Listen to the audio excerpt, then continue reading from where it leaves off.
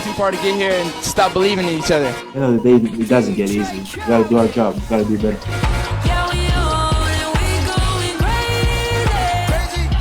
Wow, that was the Michael Jordan kind of hesitation. Finds the cutting. Lopez's slam. Drew Holiday. His three is good. Length of the floor pass. Holiday ahead of the field. 20-0 run for the Bucks. We got to focus in each possession at a time, and we got to do it together.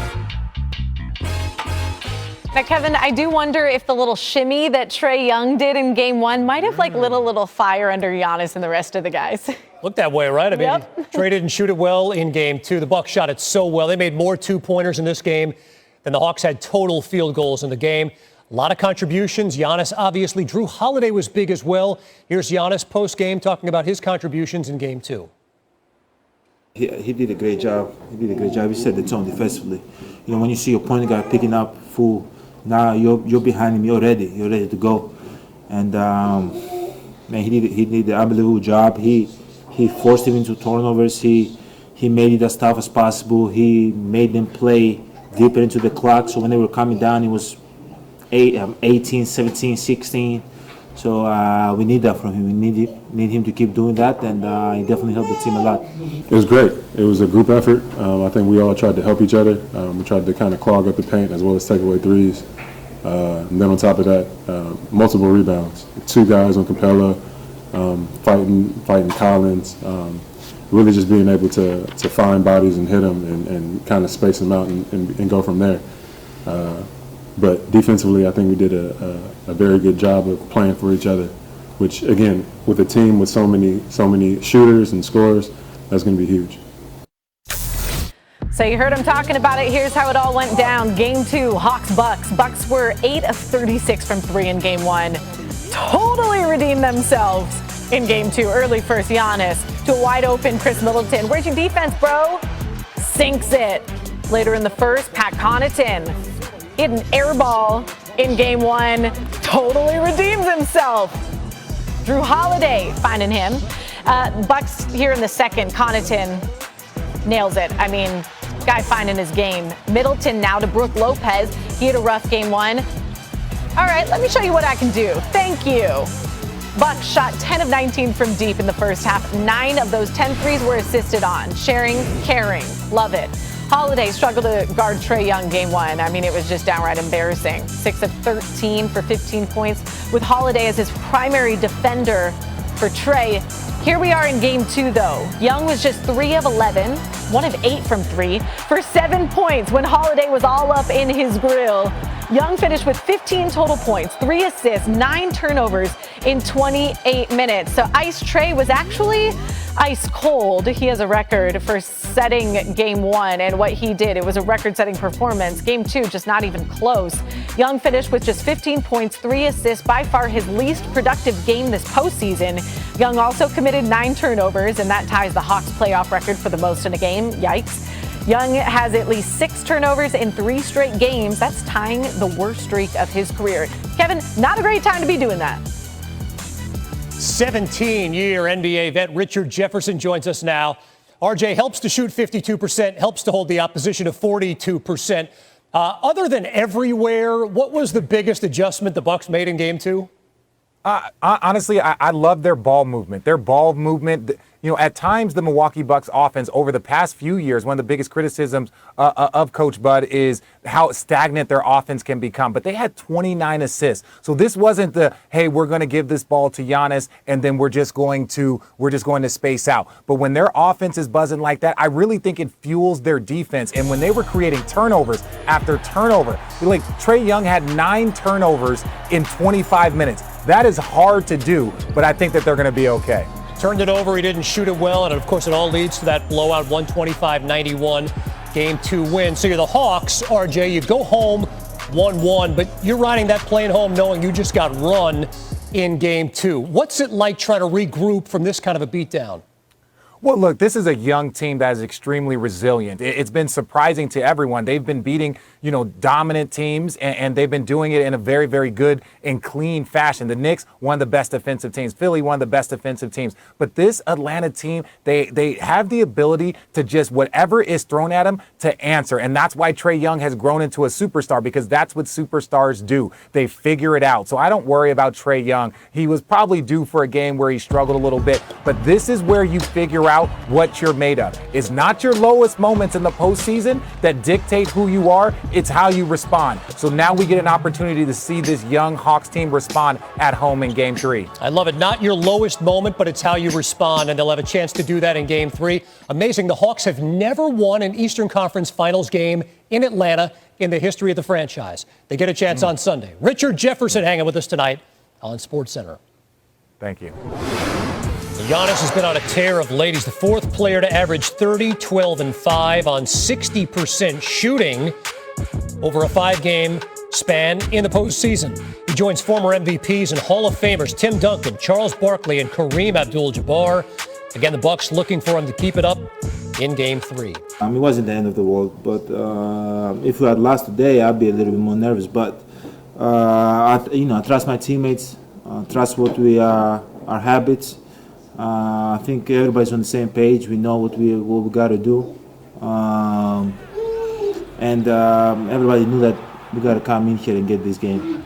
So that's what we did from the first possession of the game. But we took it each possession at a time. So we were trying to get one stop at a time and try to make as many stops as we can possible for the entire game, and that worked in our favor. But at the end of the day, this day is against fans. There's got to be some urgency, but you still have to enjoy the fact that we're here. Because we worked extremely hard to be in the last 4 teams standing. But not going on the road, obviously there's going to be some urgency. We're going to try to play good games, good basketball, and we're going to try to have some fun also. Game 2 is the third time Giannis led each team in points and rebounds while playing fewer than 30 minutes in his playoff career. All other players have done that 5 times in the shot clock era, none more than once. It was also the first time it happened in the conference finals or later. Most important player in Game 2? Trae Young, just like he was in Game 1. Let me remind everybody, 48 points and 11 assists. Let me remind everybody, cat quick with passing ability, and he can shoot long-range shots. At a 34% clip, ain't the greatest, but he still makes them when they count.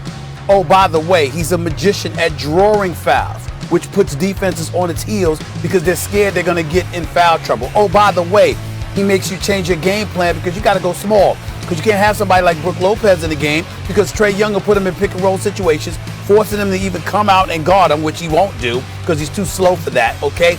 Or, peek or tease like he's going out, but opening the floor up for an alley-oop to Clint Capella or John Collins. This is the bottom line. When you look at Trae Young, I said it before the series began, even though I picked the Milwaukee Bucks. Trae Young is the key. He cannot be spectacular. If he is spectacular, he's their only hope. If Trae Young is spectacular, Atlanta wins this series. I'm counting on him not doing in Game 1, not doing the rest of the series, rather, what he did in Game 1. Because if that happens, Atlanta's going to the NBA Finals.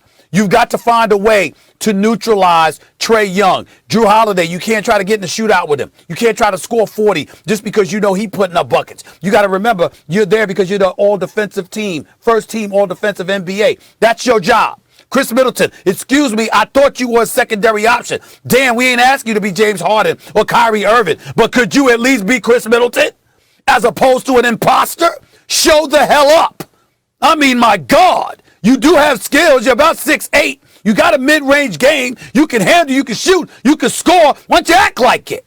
Because the Milwaukee Bucks are going to need that from him because Giannis in his perimeter game can't be relied upon late in the game. That's going to have to be Chris Middleton. So, but your answer is Trae Young, Trae right? Young. Trae Young is the priority. Most important player. Okay. Because you ended, your natural flow of your thoughts brought you eventually to the right place, which is, the answer is Chris Middleton. And the reason it's Chris Middleton is because he's not a superstar. Trae Young is a superstar. We all agree now. Certainly a top 15 player in the NBA. That guy you can rely on to be great. That's why he's a superstar. Same thing with Giannis. Giannis gave you what? Was it 34, 12 and something game one? Even when Giannis is bad, he's still putting up star numbers. That's why Giannis and Trae are superstars, because they're reliably productive. When we think they're not productive, it's at a certain level. Well, he scored 24 points and grabbed 10 boards, but he was inefficient, right? They can be relied on. But the reason I thought the Bucks would win this series is, as much as people in Milwaukee like to tell me that they have a big three, they do not, because these guys are not consistently great, Middleton and Drew Holiday. I did think that given the absence of a team like the Nets with Kyrie and Harden, they didn't have those guys available, that actually the Bucks would have in this series the third best player, Middleton. So Giannis would have the best help. He'd have the best crime partner. Middleton went 0 for 9 from 3 in game one. They lost by 1 possession, Stephen A. And you could talk about Drew Holiday's defense. He wasn't getting a lot of help, but he was scoring. But that's the issue with Middleton and Holiday. They're usually good and sometimes excellent, but they're not usually excellent. If they were usually great, they would be perennial all-stars. Chris Middleton in the regular season, Stephen A, takes 5 or 6 threes a game, hits over 40% of them, hits like 90% of his free throws, gets to the line 4 or 5 times a game. He's got to be at least that guy. We can't be looking at this game 2 or this series and say Collins is the third best player in the series. If that happens, the Bucks will lose.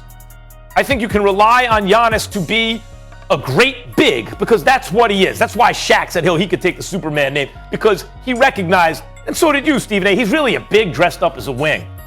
And he'll take it strong. And Trae, we already know. What will Middleton do? Will he step up or will he fade? If he steps up, the Bucks will win. He's the most important player in game 2. Here's the reason I disagree with you, Max Kellerman. Drew Holiday didn't show up and play defense. Chris Middleton shot 6 of 23 in game 1, okay? If Trae Young doesn't have the game that he has, the Milwaukee Bucks still win this game. Everything is about Trae Young. If Trae Young explodes, Milwaukee loses. If you neutralize him, Milwaukee wins. See, Chris Middleton, we want this from him. We should demand it from him. He is in the midst of a $180 million contract, by the way. All of that's true. But even without it, you still win this game and this series if you neutralize Trae Young. Oh. The problem is you didn't do it in game 1. The problem is Philly didn't do it for 4 games. The problem is the Knicks couldn't do it for 2 games. Okay? That's the problem. You can't neutralize Trae Young. You neutralize him, you beat the Hawks. But that's what I'm saying. You can't really, a superstar, Stephen A, usually will find out another way to hurt you. You draw a double and he'll find the open guy. Trae Young, what do you always say? Cat quick, right? And can kill you a lot of different. It's not just shooting. He's a team player. And by the way, as the leader of that team, what do we constantly hear this about the team? It's a real brotherhood. These guys, we hear it from the players, we hear it from the press in the area, we hear it from their fans. These dudes love each other. They play for each other. A lot of that has to do with their leader and the way he plays. He will fill it up if he needs to. If he needs to help you another way, that's what he'll do. So I don't think that you can really neutralize Trae Young. Yes, he doesn't have to score 48 points, but he'll hurt you in other ways. The point is who's most important. What I'm saying to you is, with or without Chris Middleton, Milwaukee could win. Atlanta can't do it without Trae Young. No, well, they can't do it without Giannis either. My point is, you can take for granted Giannis and Trae will play up because they are superstars. So I'm looking at everyone else who needs to step up. But wait a minute. Giannis is around what he normally does, Max. Yeah, Giannis had like 34 and 12. Listen to me. Giannis is around 30 and 12, 30, 30, around that area. Trae Young is around 25. We ain't talking 48. That's the difference. That's what I'm saying. In other words, what I'm trying to say to you, if Trae Young rolls out there, Max, and he got 26, 27 points, he got 10 assists or something like that, I get your point. I'm not talking about that because that's what we expect from them. I'm saying with him, we're seeing explosions. But that can't happen. All playoff series. My point is, we have to look at Trae Young now, and we've seen a couple of these young guys in the last year or two do this. We have to look at Trae Young. I think we have to assume he plays up to the moment. He plays big with the chips on the line. So if he's 25 or 26 in the regular season, he's 30, 32 in the playoffs. Now, you're right, that's not 48. But he doesn't need to score 48 to beat this Bucks team if Middleton doesn't show up. Because you could say Giannis usually does this in the regular season. Trae does even better in the playoffs, but he's been doing that all along. Middleton doesn't usually shoot 6 of 23? No, Max. The knock against him is the inconsistency, not the ability. The knock against Middleton. Yeah. The knock against Middleton. No, that's religiously. Yeah. Religiously on a night-in, night-out basis. Although the averages will be there, yes. on a night-in, night-out basis, you don't know what you're going to get from it. And that is my very point when I talk about the difference between a real big three. I look at Phoenix, Chris Paul, Devin Booker. I think DeAndre Ayton has elevated himself, and a fake big three.